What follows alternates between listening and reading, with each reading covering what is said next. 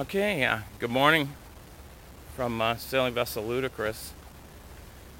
Uh, I knew I said I was going to film these processes better, but and we will, I promise. But yesterday didn't work out too good, so. But we got all the deck hardware stripped off. That was a spinnaker track there. It was a real mess, and the inside of what was a really clean boat is now a mess filled with aluminum oxide from the rusting aluminum backup plates on the winches I removed. As I said before, I've removed everything off the cabin top. That guide's going to get, that has to be sawed off with a hacksaw. But winches, the winches are off.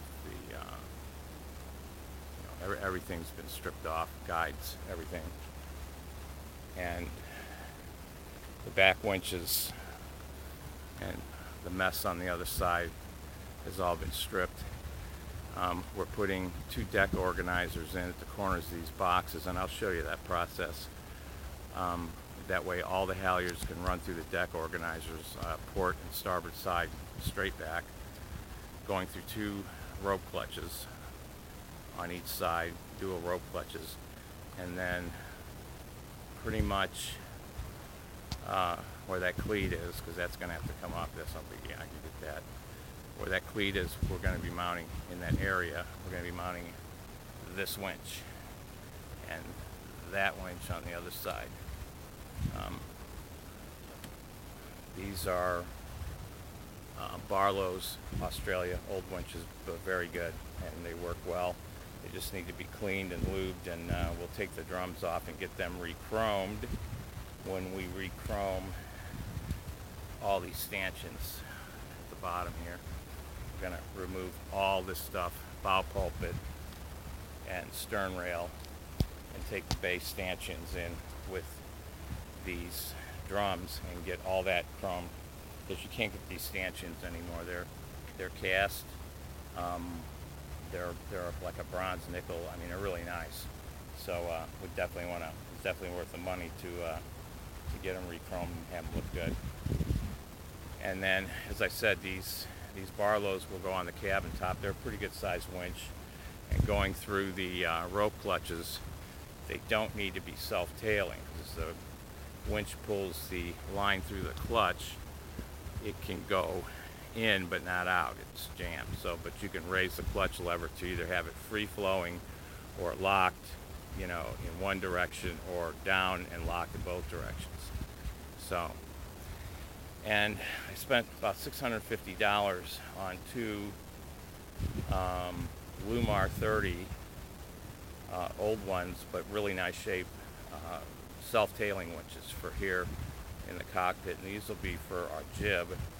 And in single-handing the boat, you can basically wrap the jib sheet around the self-tailing winch, crank it in, and the sheet, the line will stop. It won't stretch like it. The way it is now on this winch that's non-self-tailing, the jib is pulling tension against the line's slipping on the barrel before you can cleat it off. So it's not, no way to stop the line. Anyway, so that's why we're doing that. These cleats are going to come off and be reinstalled. They're just going to come off to be cleaned. I'm going to probably fill the holes like I'm filling all these other holes today, and cleaning them and then rebedding them and putting them back on. So basically everything on the cabin top will have been rebedded. All these are getting changed. The fuel filler, fresh water filler, and the waste fillers. These are relatively cheap. They're like 25 bucks a piece on Amazon, and you get some nice shiny new ones, man. And so that's where we're at. When the resin sets up, we'll lightly sand it and just make sure it's nice and flat, and then do a big time cleaning on the deck, because we've got the non-skid deck paint, and we'll be painting that. And I'll show you, I'll snag someone to shoot video of me going through the process of that, because it's basically a roll and tip job. And I'll go through the process of that with you, and we'll see how it works out, because I've never done it before. So we'll do it together.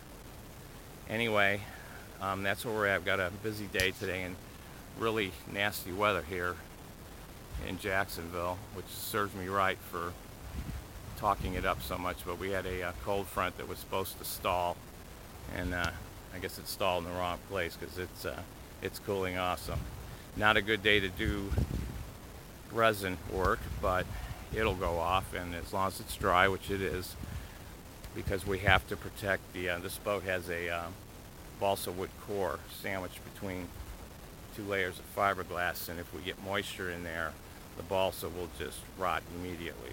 So, and that's why we're filling the holes, which are 45-year-old holes, with resin, because the resin will displace everything in there, and if there is any rot going on in there, it'll bond to the soak into the balsa wood, and when it goes off, it will stop all of that.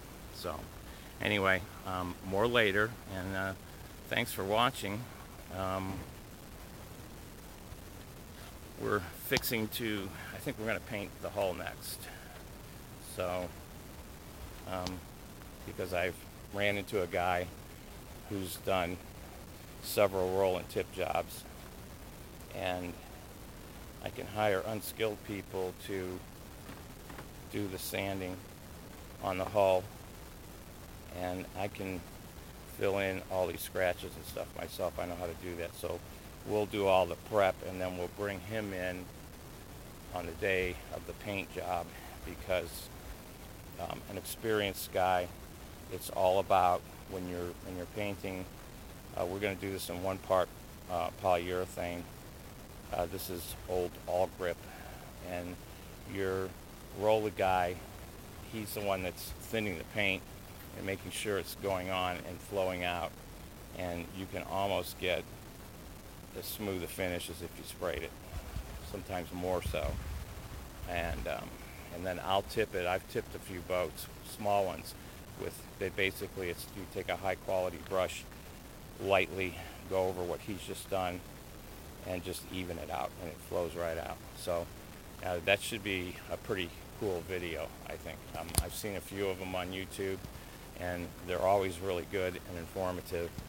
And we'll be shooting video definitely of the prep for the hull.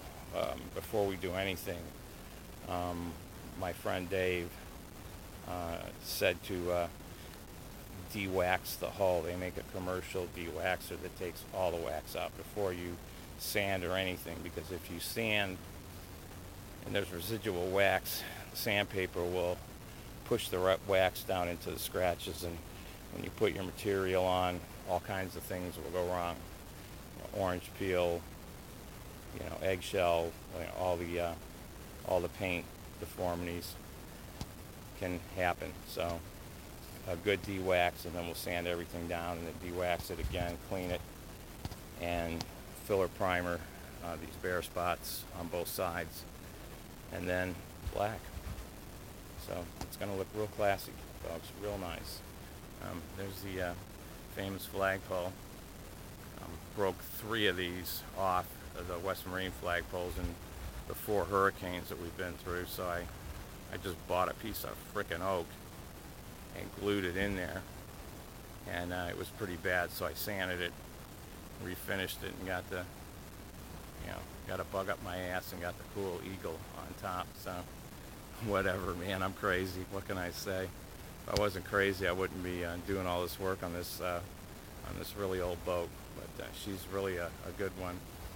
Here's a smaller wheel we put in.